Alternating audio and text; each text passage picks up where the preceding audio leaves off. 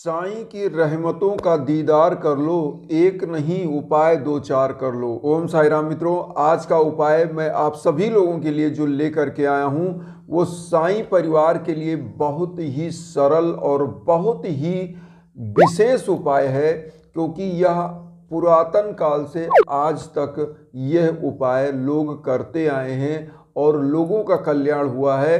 क्योंकि इस उपाय को कोई भी हमारे साईं परिवार की माताएं बहनें कर सकती हैं, हमारे भाई लोग कर सकते हैं, इवन साईं परिवार का कोई भी सदस्य। बहुत ही इजी उपाय है। सबसे पहले इस उपाय का हम महत्व बता दें। देखिए, जब घर में निगेटिव ऊर्जा आती है, जब घर में एक ऐसे ग्रह का प्रभाव आता है कि आपका जो कार्य बनने वाला होता है, अब होता क्या है यहाँ पे, निगेटिव ऊर्जा देखिए कैसे कार्य करती है। होता क्या है कि आपका काम बनने वाला होता है, आपके मन में ये आता है यार इस काम को छोड़ो कल करेंगे, फिर कल छोड़ो परसों करेंगे, नरसों करेंगे।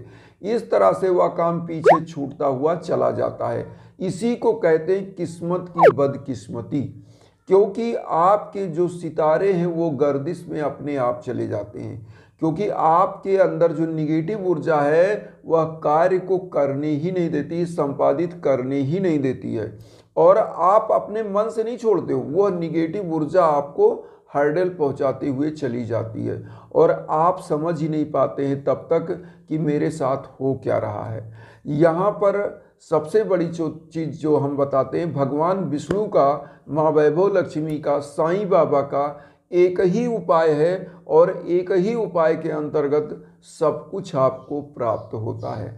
इस उपाय के द्वारा जैसे जो बच्चे हैं घर में पढ़ाई लिखाई वाले, कंपटीशन वाले, उनकी माताएं अगर उनके लिए करती हैं, उनकी बहनें करें, उनके पिताजी अगर यह उपाय उनके लिए करते हैं तो बहुत ही रामबाण है। अगर वह बच्चा खुद करे तो बहुत ही अच्छी बात है, लेकिन अगर नहीं कर पाता तो कोई भी परिवार का सदस्य किसी के लिए कर सकता है।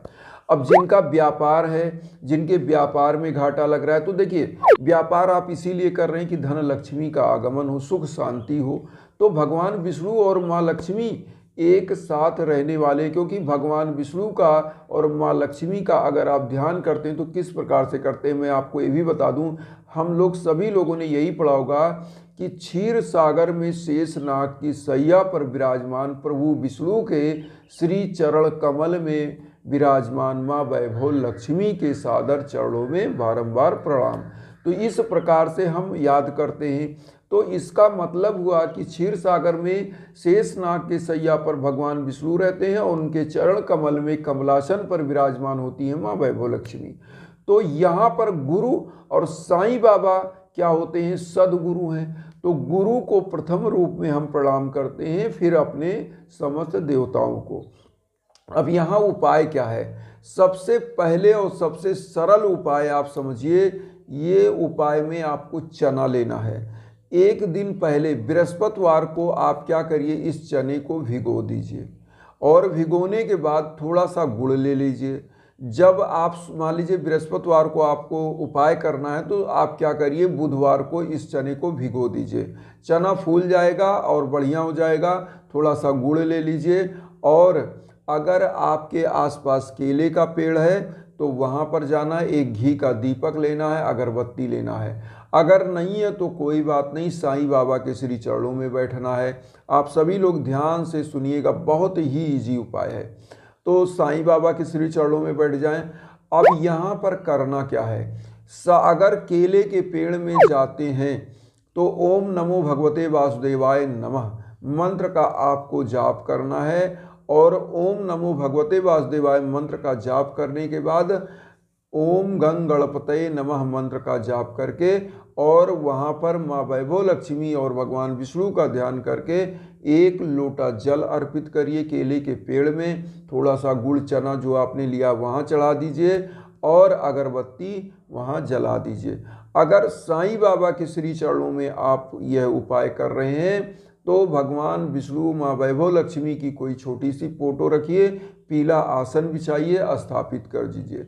अब यहाँ पर एक लोटा जल लेना है और उसके बाद थोड़ा सा हल्दी चावल इसी जल के लोटे में डाल देना है और घी का दीप प्रज्वलित करिए, एक अगरबत्ती जलाइए और बाबा के सम्मुख आप 11 वचन 11 बार बोलेंगे, जो मैं बार बार यह बताता रहता हूँ। जो शिरडी में आएगा आपद दूर भगाएगा, चढ़े समाधि की सीढ़ी पर, पैर तले दुख की पीढ़ी पर, त्याग शरीर चला जाऊंगा, भक्त हेतु दौड़ा आऊंगा, मन में रखना दृढ़ विश्वास, करे समाधि पूरी आस, मुझे सदा जीवित ही जानो, अनुभव करो सत्य पहचानो, मेरी सड़ा खाली जाए, हो तो कोई मुझे बताए, जैसा भाव रहा जिस जन का, वैसा रूप हुआ मेरे मन का, भार तुम्हारा मुझ पर होगा, वचन न मेरा झूठा होगा, आस आयता लो भरपूर, जो मांगा हुआ नहीं दूर, मुझ में लीन वचन मन काया, उसका ऋण ना कभी चुकाया, धन्य धन व भक्त अनंत मेरी शर्त लेन। ओम शाई ओम शाई। तो मित्रों, यह 11 वचन आप सभी लोगों को बोलना होगा, और ये 11 वचन बाबा का सबसे रामबाण वचन है, और इसमें समस्त चीज़ें समाहित हैं। तो इस 11 वचन को बोलिए, श्रद्धा और सबरी को जरूर ध्यान रखिए, और बाबा का जो ध्यान करिए इस प्रकार से कि जिस प्रकार से शिरडी में बाबा की मंदिर है, समाधि है और बाबा वहाँ पर बैठे हुए हैं, इस प्रकार का ध्यान करके चना और गुड़ बाबा के श्री चरणों में एक पात्र में रख के भोग लगा दीजिए। और भोग लगाने के बाद आपको करना क्या है, इस चना और गुड़ को सबसे पहले थोड़ा सा चना और गुड़ निकाल दीजिए, किसी गाय को या किसी कुत्ते को, जो भी आपके यहाँ हो, उसको जरूर खिला दें। अगर नहीं खिला पाते हैं तो कोई बात नहीं, इस चने गुड़ को थोड़ा सा आप अपने छत पे रख दीजिए, या कहीं पवित्र स्थान पर जहाँ चिड़िया या कोई जानवर खा ले। इतना करने के बाद अब आपको करना क्या है, हर बृहस्पतिवार को किसी गरीब को आपको करना क्या है, कुछ फल दान कर दीजिए या कुछ पैसे दान करिए। वो पैसे इस रूप में दान करिएगा कि वह कुछ खाए। और सबसे पहला तो मैं यही कहूँगा कि पैसे दान करने से अच्छा है कि आप अन्न दान करें, क्योंकि साईं बाबा अन्न दान को बहुत बड़ा दान मानते थे, और अपने जीवन में वह जितना भिक्षाटन करके लाते थे वो यही करते थे। तो बहुत ही इजी उपाय है। आपको करना क्या है, फिर से हम बता दें कि आपको चना और गुड़ लेना है, एक घी का दीप लेना है, अगरबत्ती लेना है, साईं बाबा का 11 वचन बोलना है। अगर केले के नीचे करते हैं तो ओम नमो भगवते वासुदेवाय नमः बोलना है, ओम गंगणपतये नमः बोलना है। अगरबत्ती और घी का दीप जला करके केले के नीचे एक जल डाल देना है लोटे में। अब साईं बाबा के सम्मुख जो जल का लोटा लिया है उसमें थोड़ा सा चावल डाला है, इसको कहाँ पर आपको अर्घ देना है ये जान लीजिए। अगर तुलसी का वृक्ष आपने लगाया तो उसमें डाल दीजिए, अगर आपने नहीं लगाया है कोई बात नहीं, सूर्य देव को इस लोटे के जल को अर्पित कर दीजिए। और जब जल डालिए तो कोशिश करिए कि आप थोड़ा ऊंचाई से जल डालें, वह जल का छिट्टा आपके पैर पर ना आए, ये कर दीजिए। और जीवन में जो दुख दरिद्रता निर्धनता है, घर में कलह विकार है, सब कुछ समाप्त होगा, क्योंकि घर में शांति का इससे अच्छा उपाय आपको नहीं मिलेगा। बहुत ही सरल उपाय। और एक चीज़ यहाँ पर और बता दें, इस जो उपाय को करते हैं, बहुत सारे लोग पूछते हैं कि गुरुजी क्या व्रत रहना पड़ेगा? कोई व्रत की इसमें आवश्यकता नहीं है। आप बृहस्पतिवार को कर सकते हैं, और कम से कम कोशिश करिए कि आप इसको मतलब ऑल लाइफ अगर आप इसको करें तो बहुत ही अच्छा है। घर में सुख शांति वैभव संपन्नता सब प्रदान करती है माँ वैभव लक्ष्मी साईं बाबा की कृपा बनती है, क्योंकि चना जो होता है वह गुरु का आहार माना जाता है। तो चना और गुड़ का भोग बहुत पवित्र माना जाता है। आप इसको लगा करके लोगों को प्रसाद के रूप में बांटिए, गरीबों को कुछ दान करते रहिए बृहस्पतिवार को, क्योंकि गुरु का दिन है।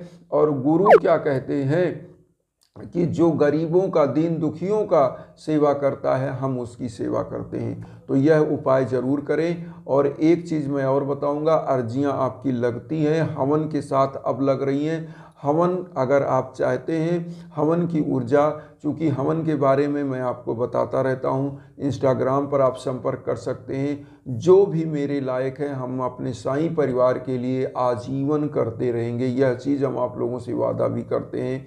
और मेरा उद्देश्य जो होता है, वसुधैव कुटुंबकम की भावना के साथ ही हम जुड़े हैं।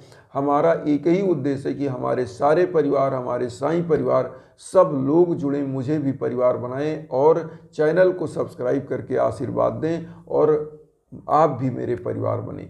और सबसे बड़ा चीज़, मैं एक चीज़ कहता रहता हूँ आप लोगों को कि उन साईं भक्तों तक वीडियो ज़रूर शेयर करिए जो किन्हीं कारणों से कष्ट में है, दुख में है। मेरा उद्देश्य यही है। और जो हवन के लिए मैं आप लोगों को बताता हूँ, देखिए मैं चाहता हूं कि हम अपने साईं परिवार का फ्री ऑफ कास्ट सब कुछ करें, लेकिन जो हवन में छोटी मोटी जो चीज़ें हैं, जो लकड़ियां हैं अगर तगर और इस सब चीज़ की, इसमें क्या होता है कुछ चार्जेज आते हैं। तो इसीलिए मैं थोड़ा सा उसके लिए क्षमा चाहता हूं, क्योंकि वहाँ मजबूरी ये हो जाती है कि आप लोग खुद समझ सकते हैं कि हर व्यक्ति के लिए जो इतने जुड़े हैं तो सबके लिए उपाय करना संभव नहीं हो पाता है। लेकिन फिर भी मैं इंस्टाग्राम पर हर व्यक्ति का जवाब देता हूं और यूट्यूब पर भी जो आपका कमेंट आता है वहां जवाब देता हूं, और कोशिश करता हूं कि सभी अपने साईं परिवार से हम संवाद स्थापित कर सकें। मेरा एक ही उद्देश्य है कि आपके जीवन में शांति हो, पूरे विश्व में शांति हो। इसी उद्देश्य को लेकर चल रहे हैं। इन्हीं भावनाओं के साथ आप सभी लोगों को प्रणाम। ओम साई राम।